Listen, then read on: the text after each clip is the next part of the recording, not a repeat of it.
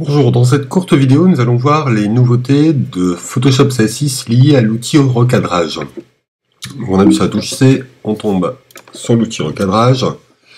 On constate dans un premier temps que l'outil maintenant ressemble plutôt à ce qu'on trouvait avant sous Photoshop, c'est-à-dire que ce n'est plus la base de recadrage qui se déplace, mais la photo sous cette base. Donc on choisit par exemple ici 80 par 80 pixels, on a notre carré et on fait se déplacer l'image ou on fait une rotation à l'image de façon à faire correspondre avec la partie qui nous intéresse. Alors c'est pratique dans certains cas, beaucoup moins dans d'autres. On peut malgré tout, comme toujours avec les, ou presque toujours avec les nouveautés Photoshop, revenir sur l'ancien système. Pour cela, on se place sur l'outil crop, ici en haut on a une petite molette d'options et on peut cocher utiliser le mode classique.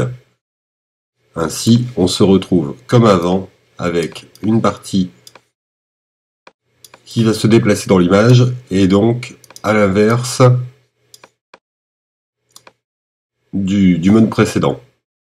L'image ne bouge plus, c'est la zone qui bouge.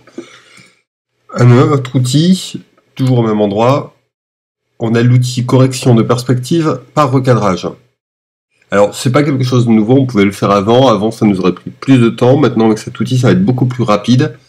Si on prend l'image qui est sur le panneau, imaginons qu'on veuille la récupérer et corriger en même temps la perspective, avant on aurait récupéré l'image, on aurait fait d'abord une sélection, puis de cette sélection on aurait fait une transformation des perspectives pour redresser le tout, puis un recadrage pour ne conserver que l'image.